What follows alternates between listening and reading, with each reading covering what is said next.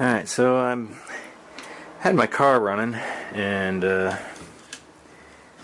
it stopped all of a sudden, and I went to look in the engine bay to see what was going on and found that my distributor had twisted. It had twisted right in the in its housing. I mean, this whole piece had rotated about the center, which had caused these two leads from my magnetronic ignition to snap because they overextended themselves, and it snapped the wires, which obviously stopped the car.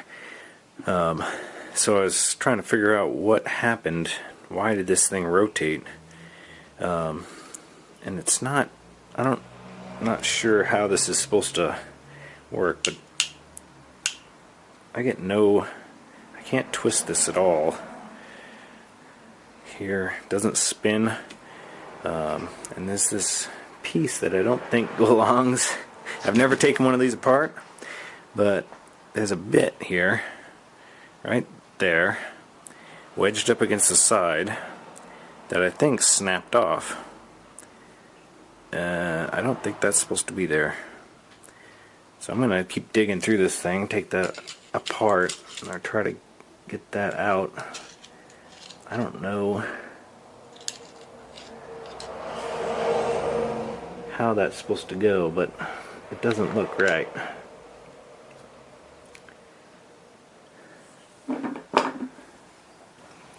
So yeah, that was not supposed to be there. Now obviously the distributor spins. That piece was wedged in there. It looks like it comes from underneath. It's part of the weight system, and somehow it had become dislodged from its location where it's supposed to be, under here, and had come up. I think this is supposed to keep it down, and I think this center screw was really loose. I think it had come loose enough for that to lift up a little bit, and for that weight to become dislodged and fly around in there as my distributor is spinning, and then get stuck, causing the whole thing to jam up, and then this to rotate. Luckily, the wires broke, which caused the engine to turn off. Otherwise, I'm not sure what type of damage would have been done. There is, looking at these little tabs down here that engage, doesn't look like they're marred or broken or bent or anything. So I might have gotten lucky. So I'm going to take apart the internals here and see about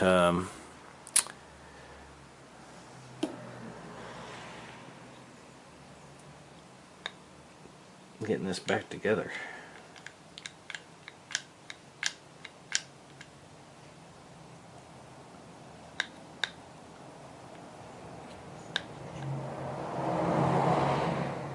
See how that, this spring here, take that off.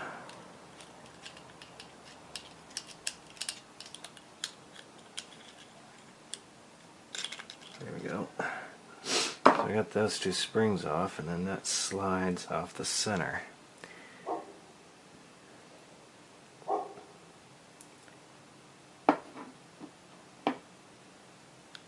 Here's the other weight.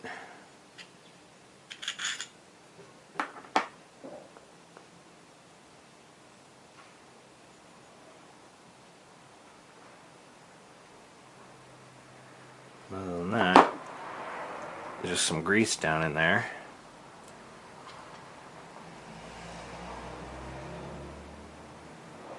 Doesn't feel like it's wobbling at all.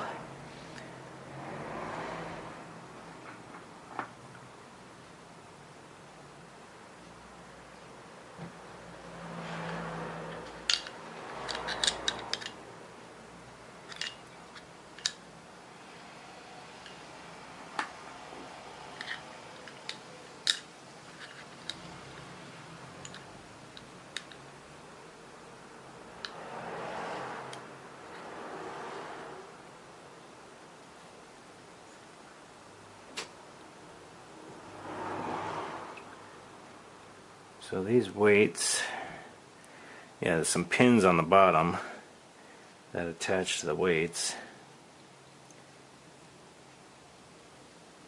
And so I gotta get those back in. Oh, I lost a spring. That's not good. Alright, so I'll get that spring back on, but then these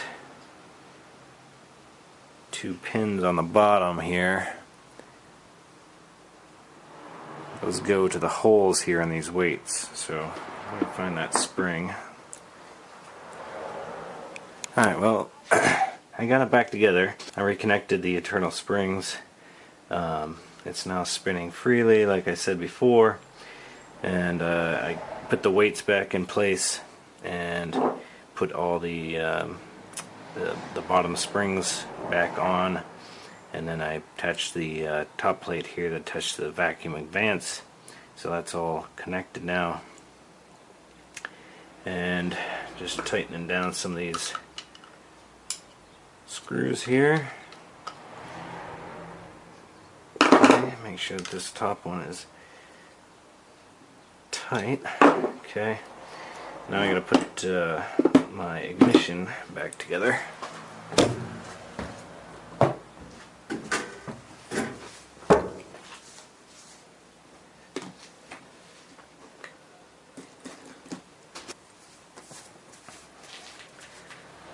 So I got this ignition module, has this bottom plate.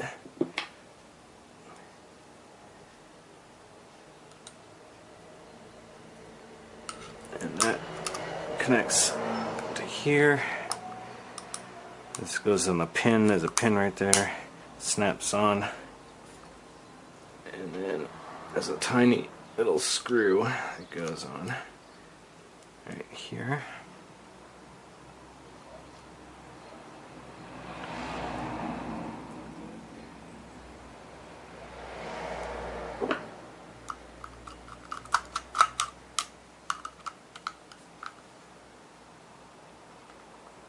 Okay, and then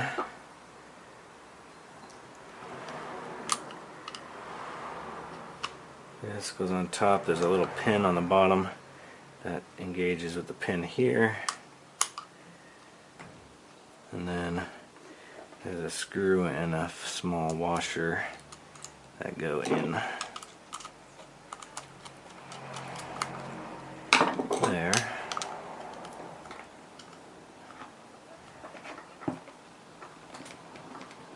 Okay, tighten that down, and then as the wires go through here, the ground just kind of tucks out of the way.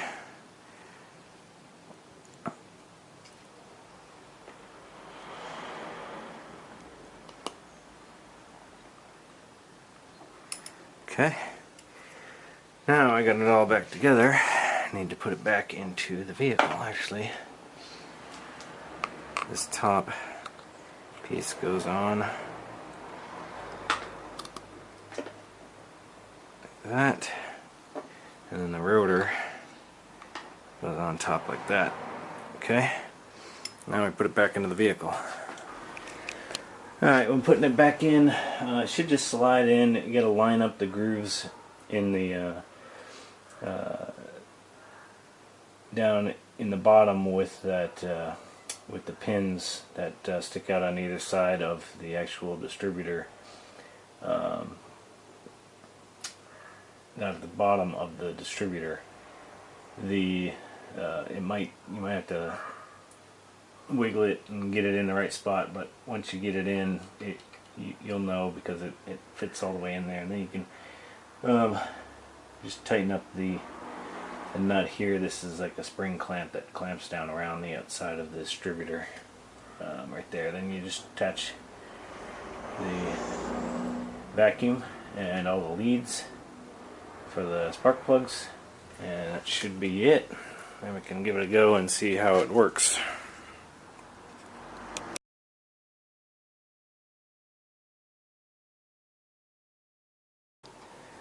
Alright, I'm going to remove my distributor and send it off to Jeff Schlemmer at Advanced Distributors to get it refurbished and fixed. So first step to do this, there's a vacuum line at the back here. You can just easily pop that off, and I'm going to pop off all the leads. I have a magnetronic ignition, so there's 2 leads here that go into the distributor. So pop those off of the coil, pop the HT lead off the coil, and then the distributor cap. You can set all these leads aside. I'm probably going to get a new coil and new leads as well.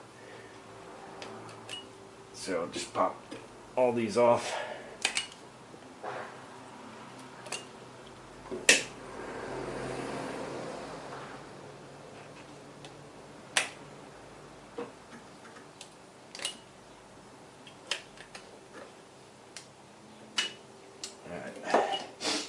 Those are all set aside. Okay, now this should all come out as one unit. There's a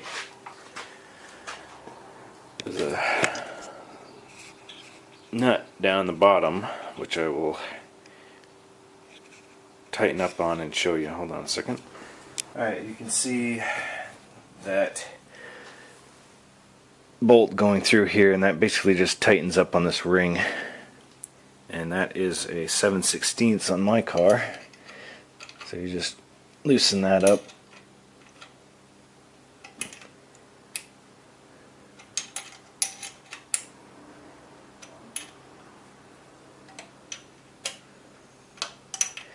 Once you loosen that up, and this is how you would adjust the timing on the car. Once you loosen that up, this will spin in its housing. So you can see here it moves. So it's still a little bit tight, so I'm going to loosen it up a little bit more.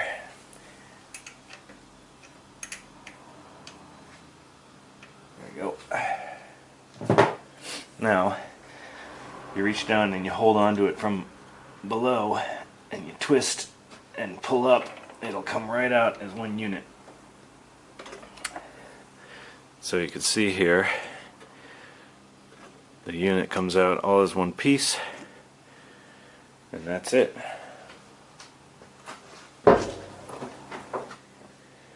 So on this part you can see here's the retaining ring for the distributor, and so you can just leave that installed. Come back and once you're finished, you slide in the new one. I'm going to put down some a clean cloth in there so that nothing falls in there while it's off being worked. It'll probably take a couple, 2 to 3 weeks to get back from Jeff, so while the car's sitting here, I'm going to put some cloth down there to make sure nothing falls in the hole. But other than that, you can just leave it as is while it's off getting worked. Okay, just some things to point out here on the unit. The bottom here, the drive gear is offset. I don't know if you can make it out, but the tabs here on either side of center are not in the center this way. They're slightly towards the right in the video. So that makes it impossible to put in but one way, so it's guaranteed to go in the right way. If it doesn't fit, and flip it around 180 and try again. Up here on the top you can see my unit is cracked, so obviously that's one thing that needs to be fixed. You can take off the rotor, and then this ring here has just some magnets in it that work with the lumination magnetronic ignition system, and so that has cracked. I don't know if you can make it out in the picture here, but there's a hairline crack right here, and there's another one right here. So this ring in the center is, oh, there you can kind of see it, is cracked and coming up. So that'll need to be replaced or just scrapped and put in a new ignition system. The vacuum advance here, I can show you how that works. There's the vacuum port here internally has a diaphragm, and so when you connect, you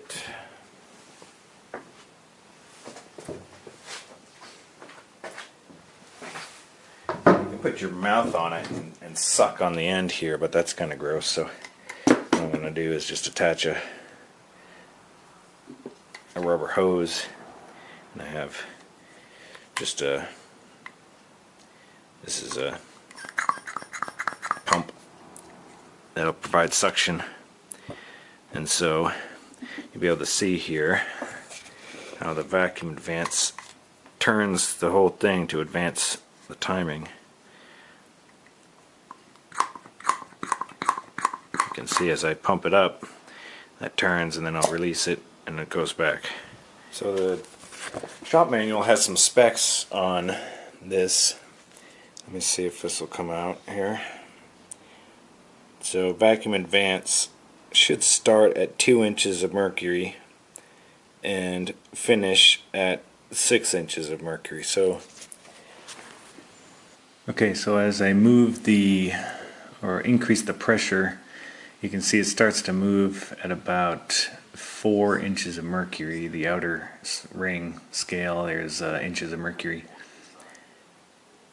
And then as I keep increasing the pressure, or decreasing the pressure as it were, through 8 inches up through 10, it's still moving that vacuum advance, and about 11 or 12 inches of mercury it stops. So you can see it's definitely not within spec anymore per the manual, and that will be another thing that Jeff might have to fix as I send it off to him.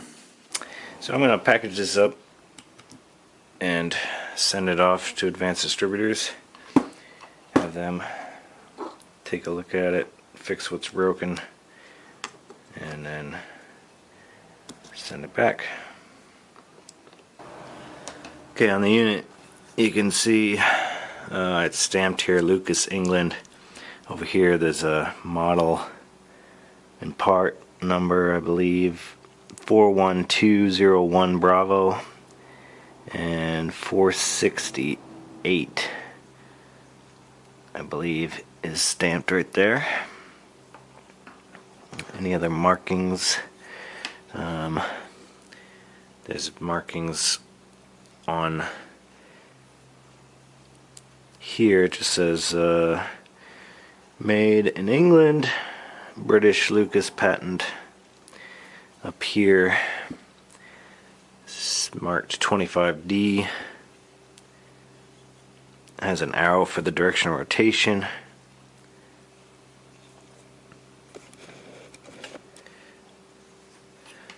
And then no other markings that I can see. There's some markings here